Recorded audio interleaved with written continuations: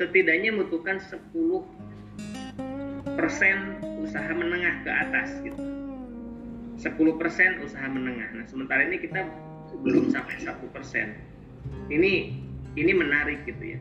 Jadi pelaku usahanya besar, banyak, 59 juta, bahkan kalau kita bicara statistika sebetulnya 90% serapan tenaga kerja di Indonesia itu tuh masuk ke dalam sektor usaha mikro, kecil, dan usaha mikro dan kecil, 90%-nya.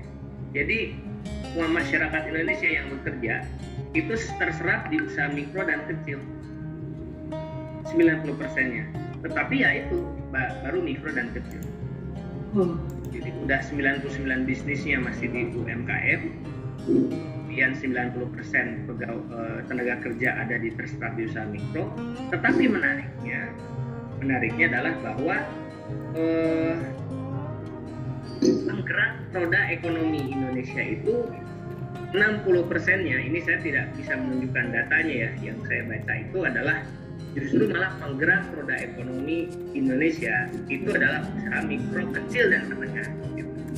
Jadi ini menarik gitu. Kalau seandainya yang mikro-mikro ini yang saya kasih warna merah ini kemudian bergeser sampai ke usaha menengah, katakanlah jadi sampai 10%, maka itu juga bisa menggerakkan Indonesia menjadi negara yang maju ya. Nah, ini yang menjadi sebuah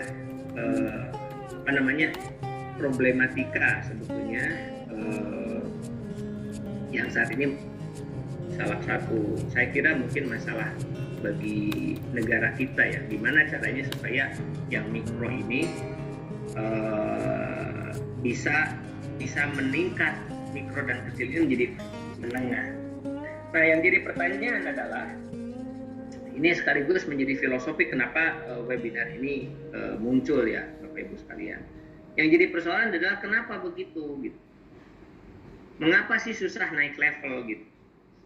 Nah, yang paling besar pengaruhnya adalah bukan karena kekurangan modal gitu ya. Kalau kita bicara pelatihan UMKM, pemerintah pun juga cukup banyak. Bahkan di level pemerintah pusat itu sudah ada kementerian UMKM sendiri.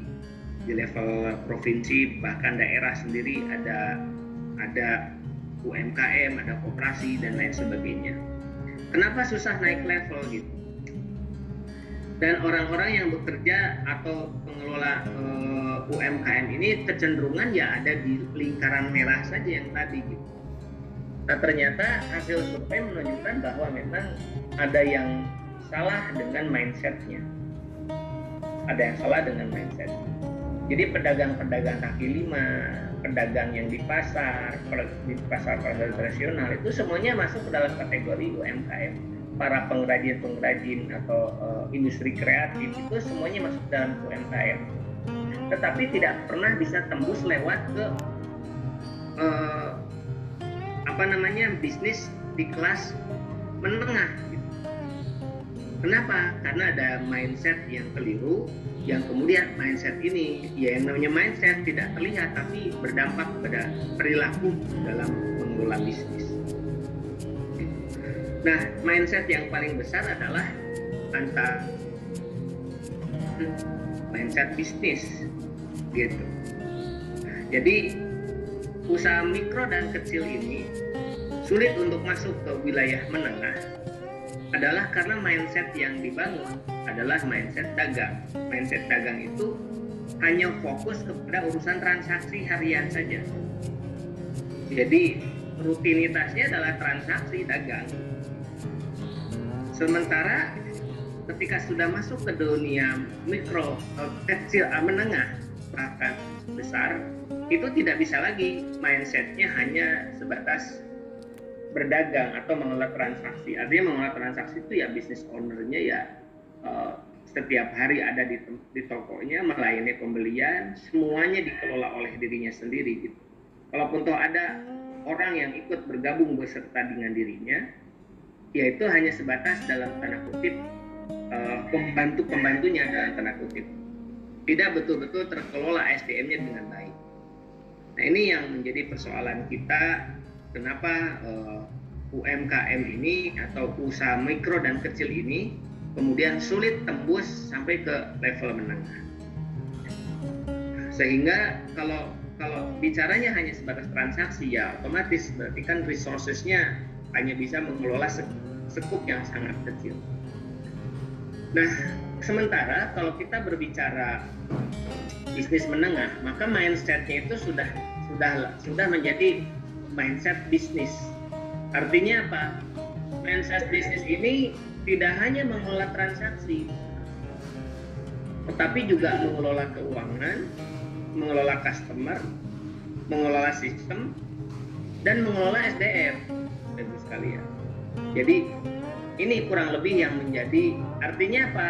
Artinya tidak hanya tentang bagaimana memastikan hari,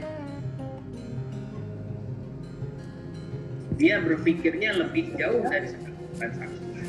Dan keuangan yang harus dikelola, keuangan itu bisa jadi omset, bisa jadi cost-nya, bisa jadi profitnya, mengurusi pajaknya, laporannya, neracanya, analisa keuangannya, itu kita masukkan ke dalam kategori keuangan.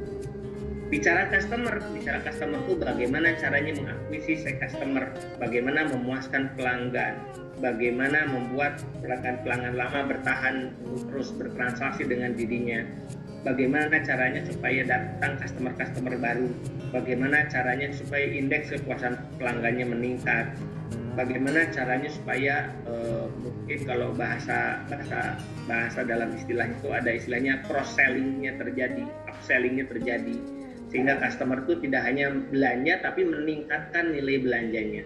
Nah, ini kita sebut sebagai pengelolaan customer.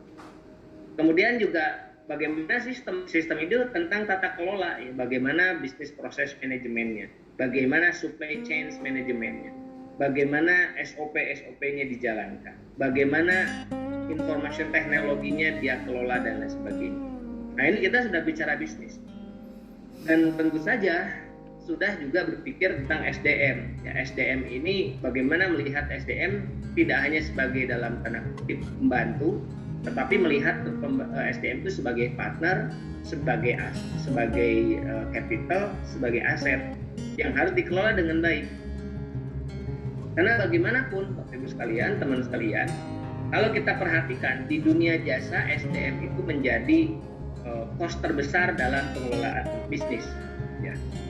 Sementara kalau di dalam bisnis yang berbasis produksi, maka HPP menjadi biaya terbesar, baru keduanya SDM. Jadi ini adalah sebuah mindset, ya, sebelum kita bicara tentang masalah HRM for UKM.